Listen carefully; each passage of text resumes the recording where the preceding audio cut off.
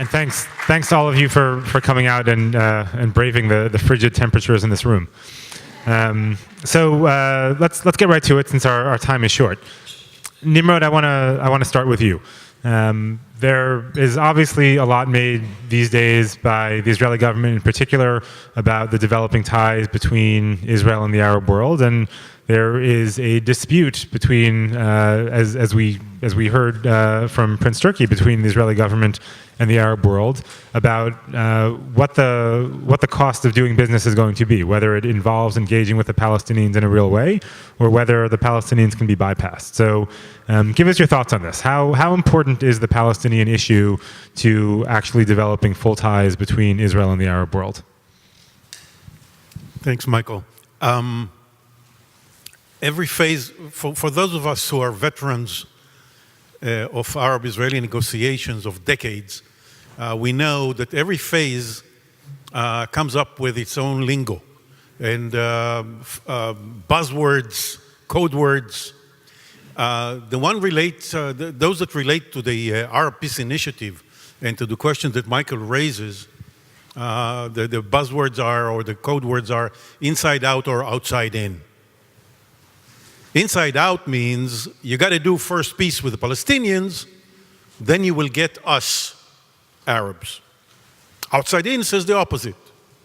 Let's leapfrog the Palestinians, get peace with the Arab world, develop relations with them, and with that in our pocket, we Israelis will feel more comfortable making a deal with the Palestinians.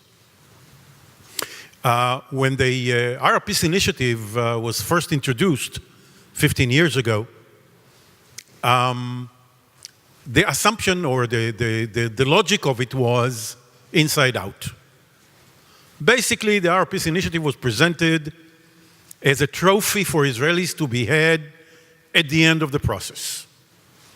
You start negotiating with Palestinians, you make progress with the Palestinians, you sign a deal with the Palestinians, you implement the deal with the Palestinians, you get us. Not just us, 22 Arab countries, but us plus the entire Islamic world, 57 countries, endorsed the Arab Peace Initiative. Well, with time, year 1, year 2, year 3, year 5, year 10, nothing happens. And a typically sharp-edged Israeli was asking Saudis, senior Saudis, have you ever stopped to think, you came up in 2002, you came up with something revolutionary. Since 1967, there was an unified Arab position known as the 3 No's from Khartoum, Sudan. No recognition, no negotiation, no peace with Israel. And suddenly, overnight, you say all 3 No's out the window. We're with you. You got us all, normalization, diplomatic relations, economic relations, whatever. The whole spectrum of the normalization of relations once you strike a deal with the Palestinians. Revolutionary, amazing. And I asked, how come I don't see Israelis by the hundreds of thousands rallying in the center of town, demanding their government to go for it? And I asked, have you asked yourselves what went wrong? You heard David Halperin upstairs challenging Prince Turki on this issue, asking him, have you fumbled the ball on marketing? Israelis don't know about the Arab Peace Initiative. And those who heard about it think, well, yeah, another Arab initiative that's not very serious. There was no marketing.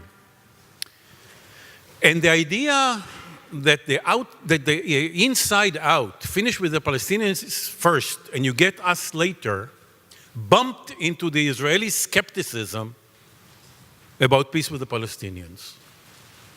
Again, it was analyzed upstairs in the session with all the polling that was done that demonstrates that substantial majority of Israelis support a 2-state solution, but an overwhelming majority of Israelis don't believe it's going to happen anytime soon. So if you don't believe in the process, why would you believe in the trophy that you are supposed to get at the end of the process? Then came my prime minister and a few others with outside in. First we'll have the region, then we'll do Palestine, which was nonsense and was responded in kind, both publicly, but more importantly, in private conversations that Prince Turkey claimed not to be aware of, gently. And I think that what we have now, and that's my shtick, what we have now is not outside in and not inside out, but another dramatic shift in Arab position, which is concurrent. For the first time since 67, they came up in 2002 with the outside in. For the first time since 2002, over the last 3-4 years, they have agreed to a concurrent progress. Once you Israelis start with the Palestinians, we will start with you. Once you make progress with the Palestinians, we'll make progress with you.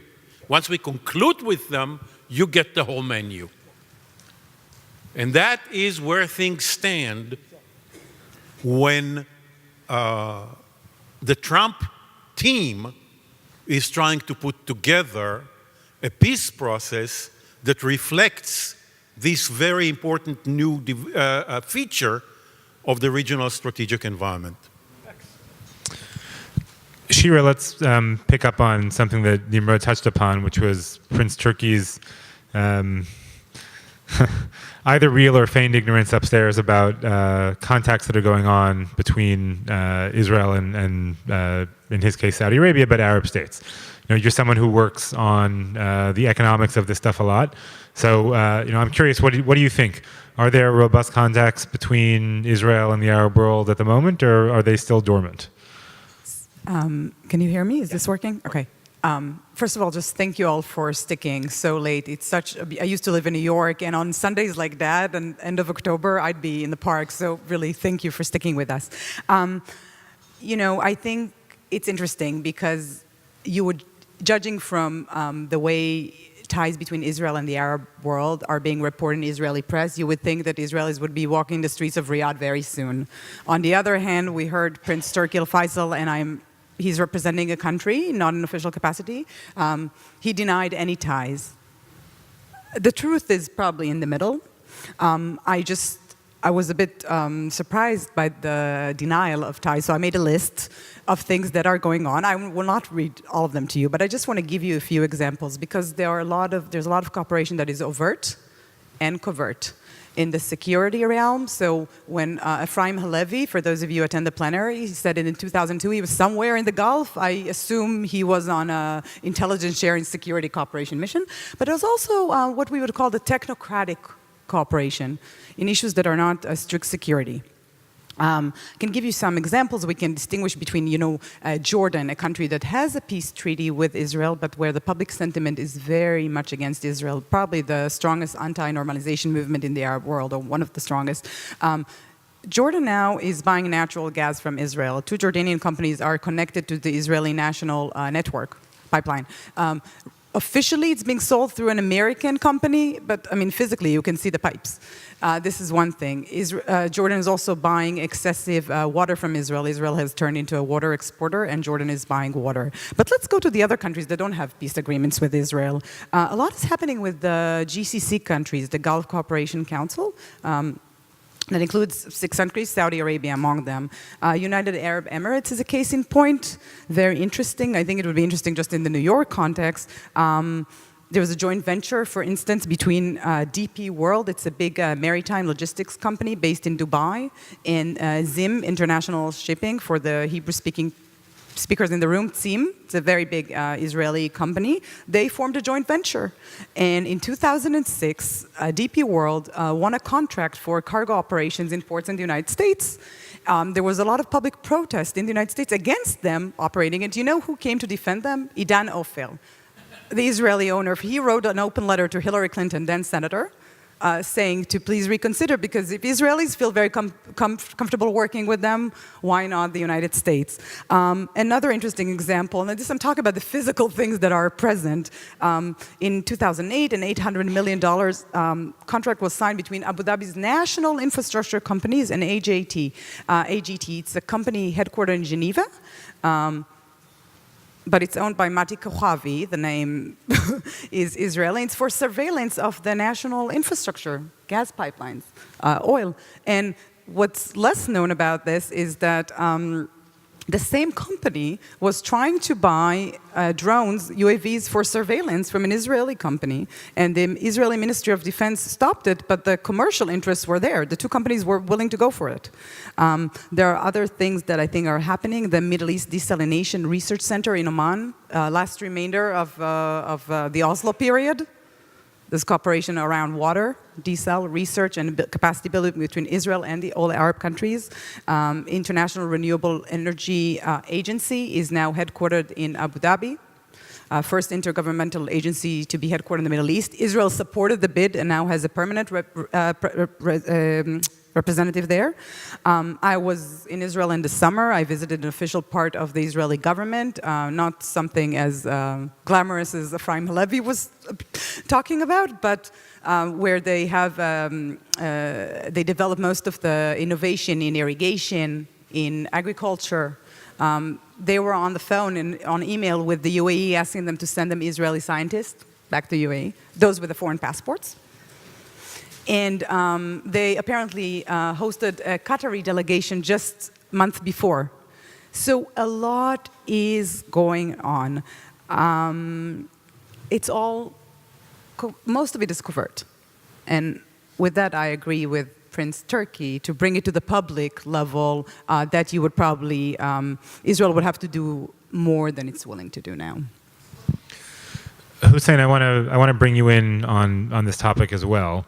So there seems to be a lot of desire in Israel for greater ties with the Arab world. Perhaps not a willingness to pay the price that is necessary, but there is this idea of excitement of greater regional integration for Israel. Yeah. In the Arab world, does it run the same way? Are they jumping to have ties with Israel? And if not, why is something like the Saudi API even on the table? And if they are, why hasn't there been faster movement on it? Really interesting question, quite different than what you told me you were going to ask me. But feel free to answer any questions you like, fine. of course. No, I had a shtick too, but I'm going to shelve it for a minute. First of all, let me just say I agreed with every single word of my fellow panelists, and I think this is by far the cream of the event that I've been at. So, I mean, excellent. Look, there is I think, a very big interest in a new strategic landscape in the Middle East, in the Arab world, because the entire political and strategic matrix has shifted in the past 15 years. And let me just try to describe very quickly how the Arab world has and its strategic situation has transformed. You could begin with 9/11, but that it sort of introduces these terrorists and non-state actors like Al-Qaeda and whatnot. But it really begins in 2003, the U.S. invasion of Iraq and the collapse of Iraq as a major power in the region, and all the reverberations of that. And then the Arab Spring uprisings, which brought down, in effect, Syria, and created chaos in Libya, and even more chaos than ever in Yemen, and unleashed, again, an even more unhealthy situation that continues to fester in Bahrain, and propelled Egypt back inward. And at the end of the day, as the dust settled from all of this, two overwhelming realities became clear. First, there was, for the mainstream dominant Arab states that remained viable and stable and to some extent powerful, there was a predominant external enemy and a predominant internal enemy. And the predominant external enemy and major long-term existential threat is Iran. And that is a perception that is shared by Israel, and that lays the basis for a potential new strategic architecture. However, There are two other issues. There is the question of the occupation and the Palestinian issue, which is not a frivolous one. And let me just say, put aside any notion of sentiment and belief and fellow feeling and caring about other Arabs, all of which is true. But let me appeal to your most cynical nature and say just throw it all away and believe that these people are very cynical and they don't actually care about Palestinians, which is something I hear all the time. And even though I know it's not true, let's assume it is true. I can assure you they all know what a devastating political and strategic liability this issue is. So even if they personally didn't care, they would have to care politically, and their cynical persona would have to care. So just forget about that, foolishness. It's a dumb argument from either angle.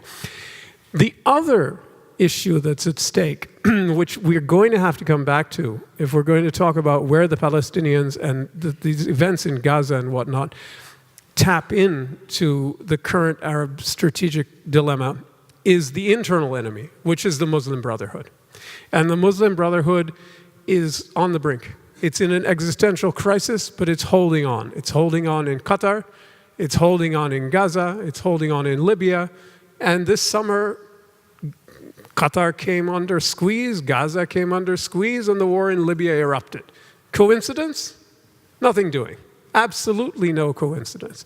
I would love to explain more about how the confrontation over Qatar and the ongoing events in Gaza are symptoms of the same underlying cause. They are not separate at all. They, in fact, they are exactly symptoms of the same disease, night sweats and hives. But the illness is the same, okay? Absolutely. Or the phenomenon, the underlying phenomenon is exactly the same. There are many things going on in both cases, but what's driving it regionally is the same thing. All right. Now, having said that Iran is now the dominant existential threat, especially for the Gulf countries, there is a renewed interest in relations with Israel. And you've given a very good explanation of some of the known overt commercial ties. I think I've heard of some much weirder, quasi-covert military commercial stuff in Saudi Arabia and elsewhere that's not just sold through an American brand, but done through several shell companies, and then companies headquartered there, and it's supposedly Greek, but it's not Greek at all, it's Israeli. So there's a bunch of that, and there are joint exercises between Emirati Air Force and Israeli Air Force and other air forces in southeastern Europe and things like that, that never would have happened before. So there's a real interest here in creating a new strategic environment, and I don't think His Excellency would have come here today and talked at the plenary if that wasn't the case. And I just think you see evidence everywhere. The Bahrain's outreach to Israel is very interesting, right? I'll just make this my case in point and be done with it.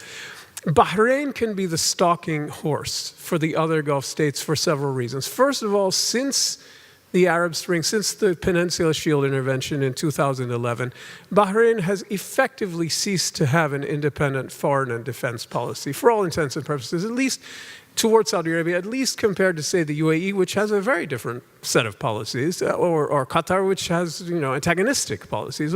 Bahrain really does defer to Riyadh on all of these foreign and defense issues. So in a certain sense, when Bahrain speaks, it carries a certain something. But Bahrain also never had an internal antagonism or kind of spasm of anti-Semitism that gripped parts of the Arab world in different ways at different times in the 70 or 80 last years of the 20th century, and is really kind of subsiding in a lot of places. But Bahrain didn't really have that.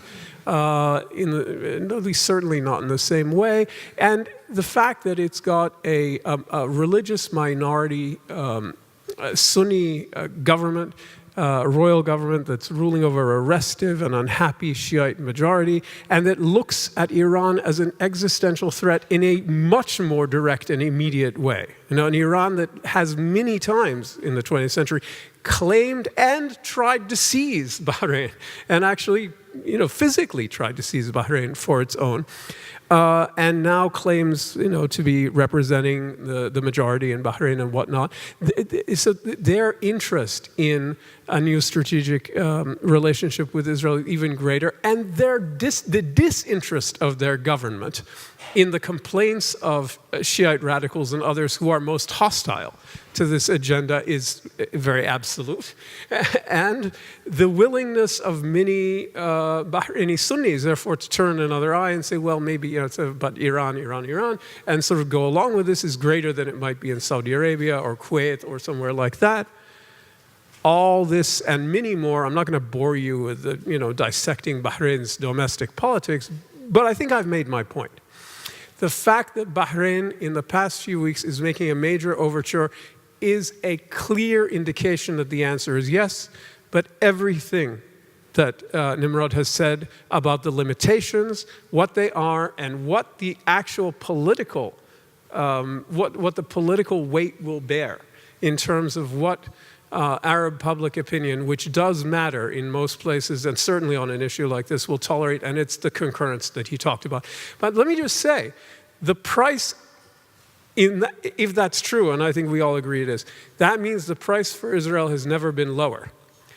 There is a big danger that Israelis can fool themselves by saying, well, look, we just hold firm, and every 20 years the price drops. So obviously, if we keep holding firm, it'll go to zero, especially if Iran keeps rising in power. We don't have to pay anything. Forget it. Look, the needle doesn't go in one direction. When the Qatar crisis began, you have to see how both sides, especially the Qataris, started, and their minions in the West, started flinging Israel and Jewish American group accusations at the Emiratis and the Saudis, especially at the Emiratis. And basically the accusation translated into demotic English was, the Jews, you're talking to the Jews, you like the Jews. And the fact that they even thought that could be an effective counterattack and a powerful political pejorative, and not without reason, means that there's still sensitivity, and something like concurrence remains, I think, necessary, and that under the wrong circumstance, the price can go back up. Nimrod, let's pick up on this this idea that Hussein just mentioned about the price going down over time. You're someone who's, I think, uniquely situated to observe it, having first worked for Shimon Peres and having really been a pioneer in terms of Israelis doing business in Arab countries, and you spend lots of time in track 2 dialogues with various folks. Obviously the price has gone down over time. Has it been? Do you track it in relation to the Iranian threat? Do you track it? Sure. Do you track it in relation to the Iranian threat over time? Do you think it's just a matter of Israel wearing its adversaries down? To what do you attribute it? I have a compartmentalized brain. So there are elements in my brain that work differently. One element there says that what we are supposed to do with the Palestinians in order to separate into 2 states is not in order to get the regional bonus. The regional bonus is wonderful, very important for Israeli security. As a matter of fact, when the 3 sponsors of this event, CNAS, CIS, and IPF, were working on a study that you can find at the IPF website, twostatesecurity.org, of security arrangements for a 2-state reality. Security arrangements for a 2-state reality. The regional component was a very important contributor to Israel's ability to take the risks associated with withdrawing from the West Bank. And it is explained there in very great detail what we expect of the region.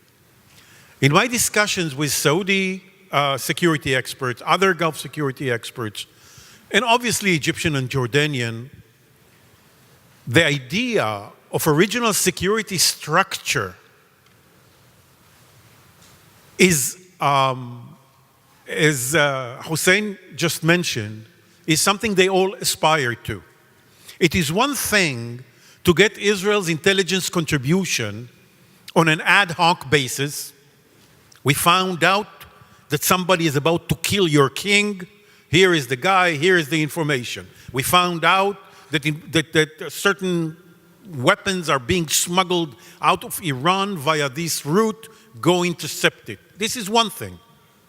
It is one thing to get Israeli intelligence via third party, by proxy, primarily through the Americans. Harnessing Israeli resources and marrying them to Saudi resources, Emirati resources, Qatari resources when they solve their problem, and others, and obviously Jordanian and Egyptian, that's a completely different story. It's more, the 1 + 1 becomes more than the 2. So all parties want that to happen. But as we both explained, and Shira added the factual foundation, it's not going to happen as long as we don't move forward on the Palestinian issue. Now, the price has other dimensions. Another dimension of the price, and this is something that I'm trying to the best of my ability impress upon my Israeli incumbents, those who are in office. If we don't hurry, the Arab world will get its act together without us. They are already training together. They're already exercising together.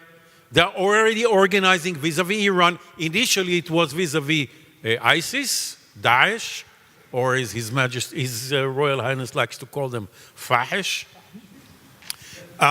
So it was Daesh, ISIS, the derivatives of Al-Qaeda and all those, as well as Iran.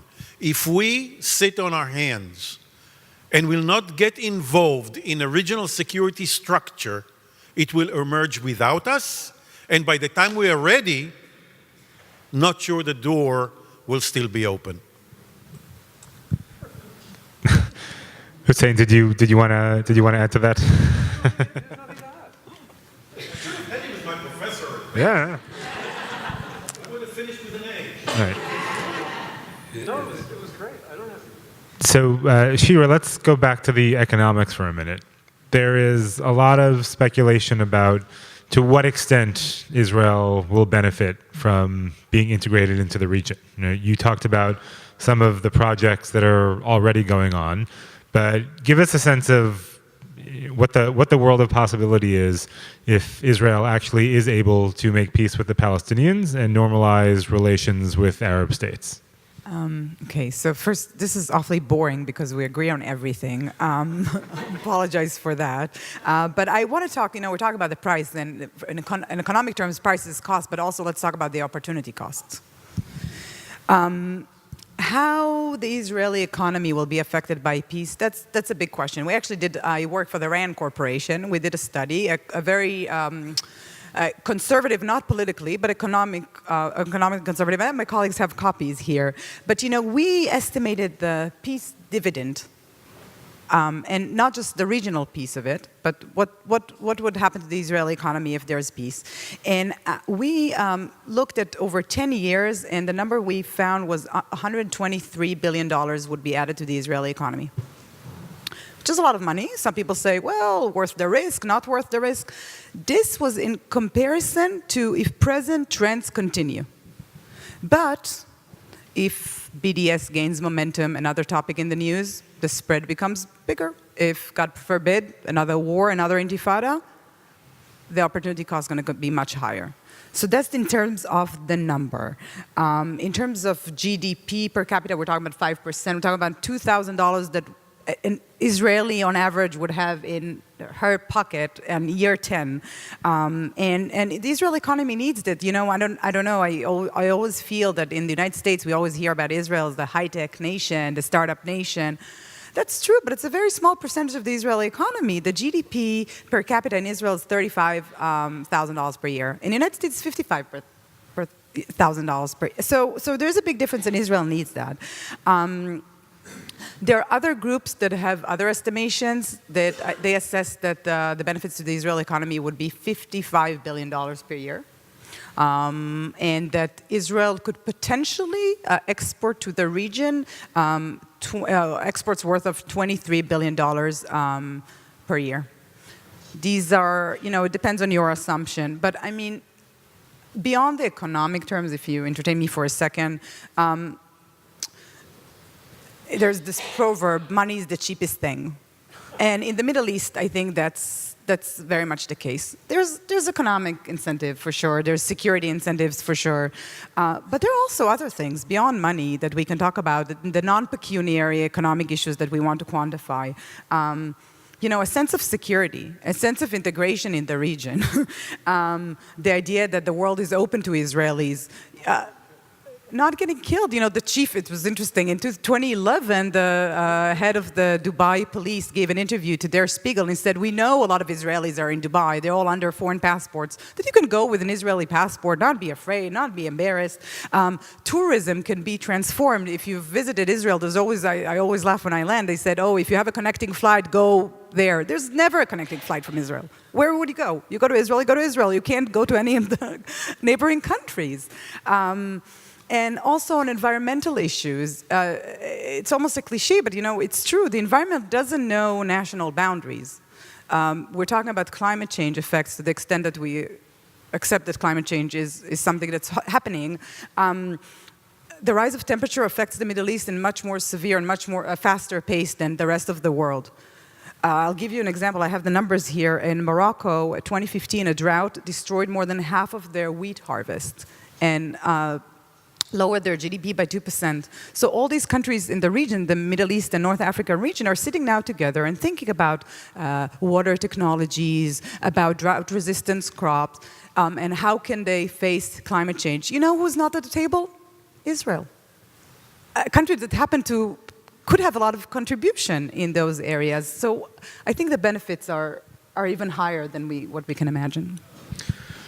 Hussein, let's talk about the region and the Palestinians for a moment. That'd be great. So, so obviously there's been this potential Fatah-Hamas reconciliation deal, and much of the commentary on it focuses on the Palestinians themselves. Yeah. But to a large extent, this is driven by regional trends as well. So, very, very large extent. Yeah. I mean, okay. So let me just try to pick up on something that I introduced earlier, a different answer to a different question, which is that the emerging Arab power center post the Arab Spring, post the downfall of Mohammed Morsi, has really, first of all, it's really shifted to the Gulf, all right? The old Arab power centers in countries like Iraq and Syria, I mean, those countries are fragmented and inflamed. And even Egypt is driven inward to a very large extent. Now, Egypt has played a big role here, but it's because of its own quasi-domestic issues. It's not Egypt venturing far afield or exercising great regional leadership. This is this is as domestic an Egyptian issue as the Syrian Kurds are a domestic issue for Turkey. That's not a foreign policy issue for Turkey at all. That's a domestic issue. So these are countries, Egypt and Turkey, that have gone inward. And Turkey is not insignificant, even though it's not part of the Arab world. This vacuum, then, was filled rather incongruously by these small Gulf states. And over time, they've been adapting to that new reality and to the reality of a United States that seemed to be in withdrawal, doing less, and when it tried to do things, failing, like in Iraq, or failing to produce an Israeli-Palestinian agreement, or failing here and failing there. And these countries, and particularly Saudi Arabia and the UAE, began to take the initiative much more. And with the appointment of the new Saudi crown prince, Mohammed bin Salman, you've got a real convergence of worldviews between Saudi Arabia and the UAE. And what this has meant is Saudi Arabia has moved much closer very quickly to the UAE's perspective on the internal enemy, that is Islamists in general and the Muslim Brotherhood in particular. And the Muslim Brotherhood in particular, not because they're more violent than Daesh or Al-Qaeda, they're not, but because they actually conceivably might come to power. No one can imagine an Al-Qaeda-ruled Arab country or a Daesh-ruled Arab country. That's really not plausible. But a Muslim Brotherhood-ruled one, sure. So in effect, post-Morsi, what's happened is I think most brothers in general, by the existential crisis the Brotherhood came into, and I can't go through all the reasons why, started to go in one of two directions. Either they became constitutional and reformist, like Ennahda in Tunisia or the Brotherhood Party in Morocco, or they started going jihadist, like Ansar Beit al-Maqdis. Now they call themselves Wilayat Sinai in Sinai, and others, or joined Daesh or Al-Qaeda itself. And the old revolutionary, urban, quasi-Leninist brothers sort of were dwindling. And they had three remaining, as I said, the three remaining centers. The megaphone and ATM in Qatar, the government that existed in Gaza, and the powerful militias and political forces in Libya. And they all came under attack this summer, all at the same time. Haftar was unleashed in Libya, boom. The strangle came down on Hamas in Gaza, boom. And Qatar was confronted and thrown against the wall and told to cut the you-know-what. And this is, as I say, not coincidental. And each one of those theaters has its own local dynamics that are more powerful in driving what's happening, but they are all part of this broader pattern where the power center now in the Arab world, which is in Riyadh and Abu Dhabi, backed with some strategic depth in terms of population and military by Egypt. Yes, a chastened and introspective Egypt, but still one that can be mobilized, is essentially trying to push the remaining centers of power of the Muslim Brotherhood into either capitulating and becoming non-revolutionary, non-conspiratorial, and non-transnational, like Ennahda, or going jihad and getting killed. Right? This is basically the process that's underway. So what's happened in Gaza, in a sense, is an effort to weaken Hamas's grip and to get them to start the process of giving up. They've already shown so many signs of strains earlier this year that it was not surprising. I don't agree with everybody. I actually think this deal could be implemented for a time. Now, sooner rather than later, they'll shoot each other because they don't agree on, Hamas is not going to disarm, and you can't fit the square peg of Hamas's, armed struggle till victory against Israel into the round hole of negotiated two-state solution. Right? And basically, the only thing that Hamas and Fatah agree on is we're all Palestinians. That at least they still agree on that, right? No, there's no one saying, no, I'm a Muslim and you're a Kafir Palestinian. They're not quite doing that. So they are all at least agreeing they're Palestinians. But more than that, they don't really agree on anything. And so it does become impossible over the long run. But there's enough of an interest of Hamas, and they've come under so much pressure, and there's so many goodies being offered to them, especially by the Emirates, to pull back and give the security function at the borders and at the port and at the crossings at Rafah and whatnot to Western-trained PA forces brought in from the West Bank. That the Israelis might go along with that, the Egyptians might go along with that, the Emiratis might pay for it, and for a time, we might see something more reasonable in Gaza until they shoot each other again. But the idea, I think, is to weaken Hamas in stages until they either capitulate or go jihad and have to be killed. And this is the choice, I think, that is being ultimately, in one form or another, presented to the entire Muslim Brotherhood constituency throughout the Arab world. Drop the conspiratorial revolutionary thing and be normal religious conservatives and live, or pick up the sword of jihad and die. Okay, I want to turn to audience questions. So if you have a question, please raise your hand, and one of my colleagues will come to you with a microphone. Barry, I think you're in the front row.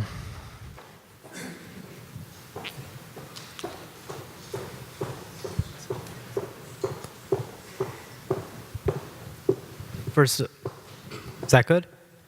First of all, thank you all for giving that panel. This one could be to Mr. Novik, but the two of you could feel free to give your thoughts if you have any ideas. Specifically in terms of Israel's relations with Jordan, or Jordan's impact in the Middle East peace process. In light of the more recent agreements between Jordan and the PA, we're seeing more closer ties between the Hashemite government and the PA, also in light of the deteriorating relations between Jordan and Israel with a couple events they just had. So in light of these recent events between Jordan and the PA and deteriorating Jordanian-Israeli relations, what do you see as the future of the Hashemite kingdom's role in the Middle East peace process?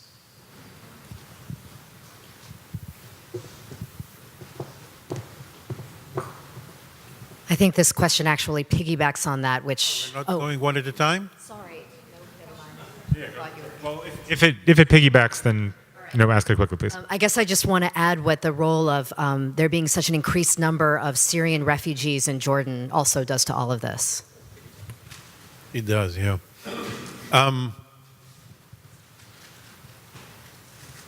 Look, I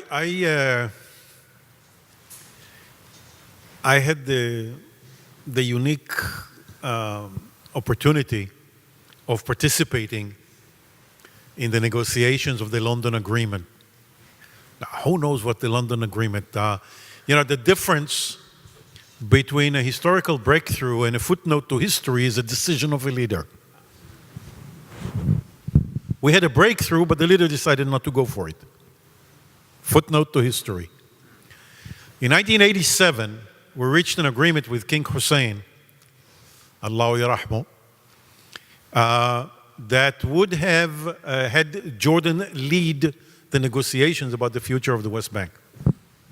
And Yitzhak Shamir, zichrono livracha, decided not to go for it. And shortly thereafter, King Hussein announced bye-bye West Bank, bye-bye PLO, I'm going my way, you go yours. That's a very nice figure of speech. It was dramatic, but Jordan cannot ever turn its back on the West Bank. We won't go through the demographics in Jordan and so on, but the imperatives are there. That's looking at it from Jordan westward. Looking at it from Israel eastward, Israel's security boundary is not the border between Israel and Jordan, which hopefully soon will be the border between Palestine and Jordan. Israel's eastern security boundary is Jordan's eastern border, which is beyond the desert, all the way down there, on the way to Iraq. It's not that we violate Jordanian sovereignty, and it's not that we aspire to take over Jordan, but our electronic, satellite, various eyes are all the way down there, and if something happens, Jordan's stability is an Israeli strategic interest. It did manifest itself once in 1970 when Syria started to invade Jordan, and all we had to do is mobilize, and they withdrew. But that was a different world. In today's world, Jordan knows that its stability is an Israeli interest, and yet Jordan has to operate on two seemingly contradictory tracks.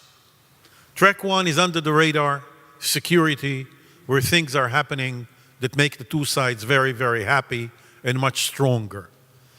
Track two is the visible, where anything that we do, be it on Temple Mount first and foremost, or on which Jordan is the custodian of, including formally in the peace treaty between us, or on the West Bank, affects Jordanian regime stability at home because of the sensitivity of the population.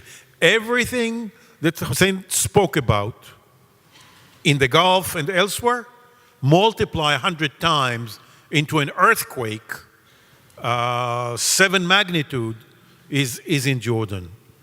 So, an Israeli prime minister has to know that coordination with the court in Jordan is paramount, first and foremost, before anything else. Most Israeli prime ministers, no, I would say all Israeli prime ministers are aware of it. Not all of them are as careful in shielding it from passing fads or local political interests, and that's very bad, and we had an experience of that in the Temple Mount just a few weeks ago. Shira, do you want to add to that? Sure, I would like to add to this because, every time we talk about Jordan, we say it's between Iraq and a hard place. Jordan is in such a precarious position, even more so than ever. And talking about the Syrian refugees, it's amazing that Jordan can fit in even one more refugee in this country, which they have. And I agree with Nimrod completely that it is Jordan's stability that is a prime security interest for Israel. And, there's the covert, but also the overt. Israel last summer gave Jordan 16 combat Cobra helicopters, U.S. made, approved by the U.S., but, this is something that... used in good shape. Used in a good shape. So 70% of Jordan's, this demographic figure that Nimrod was referring to, I don't know if people here know, but 70% of the population of Jordan is Palestinian, so it is very sensitive. On Temple Mount, the recent crisis, I think, despite how it was portrayed in Israel and the way the security guard that killed those two people was received as if he was rescued from Entebbe, Jordan handled it, and this is something that's very important, Jordan handled it so carefully, preventing a crisis that could have escalated. They blocked all the streets around the embassy. There was a lockdown. And this is something that I think there is really important partnership on the peace process. What's interesting, I just met a few weeks ago someone, I'm not going to mention the name, but used to work for the royal court, and said, because we're so vulnerable now, we're not saying the Jordan option. As Nimrod said, this ship has sailed. Israel's not going to put the West Bank onto Jordan. But the moment after you sign a peace agreement with the Palestinians, we would like a three-way confederation. Yeah. Oh, can I say two things about Jordan? Go ahead. One is, yes, Jordan is very vulnerable, very exposed, very, very, very, and yet Jordan has one thing going for it that none of the other Arab countries have going for it, which is that every other country around Jordan needs Jordan to be Jordan and do what Jordan does. That's not a bad insurance policy in spite of your internal weaknesses, and nobody else can say that. Nobody needed Syria to be Syria and do what Syria does. And look at Syria. Right? I'm not comparing the two, but I'm just saying it's not a bad situation to be in. The second thing about Jordan is Jordan, yes, they said goodbye to the West Bank and the PLO and the Palestinians and all that. Was probably a good move, actually. What they didn't say goodbye to was their role regarding the holy places in Jerusalem. And this is really important because on the just very specific negotiation about the Holy Basin and certain Muslim and Christian holy places that have been under Israeli rule since 1967 but are exceptionally contested, the Jordanians can play a third-party role that's unique in the sense that they are not Palestinians, so it's not the Israeli-Palestinian tug of national identity. And they're trusted, maybe to some extent, by both sides. And they are a third party, and they're not remote Americans who understand nothing. They're right there, and everything is on the line for them. The ruling family of Jordan, after all, is the family that had and lost control of Mecca, Medina, and Jerusalem in a couple of generations, so they know what this is all about. The downside to having such erudite and loquacious speakers is that we are out of time quicker than we realized. So please join me in thanking our panelists, and thank you for coming today. May I say one more word? Sorry, I wanted to finish on a high note. We were down to earth, weren't we? Yes. Want to fly a little bit. And this is a specific message to IPF Atid. This is to the young generation. Take notes now. By the time that you were on the show, one or two or three of the following will shape the region and will transform it the way Europe was transformed by coal and steel. If you remember, the EU started with understanding about oil and steel, about coal and steel. In the Middle East, tourism, water, and energy are going to be the core of regional transformation. Imagine the region when a white bus can go from Mecca, Medina to Petra, to Jerusalem, to the pyramids, and to all other. No region in the world can compete with the tourism potential of this region once we get our act together. Imagine those who are drowning in oil and gas, and those look what's going on in Gaza with energy. And imagine Israel producing more. I remember an Israeli ambassador in Amman anticipating that the next war between us and Jordan will be over water. Water is a commodity. We are producing it and selling it. These three issues are going to transform the region once we get our act together on the political security stuff with which we're stuck.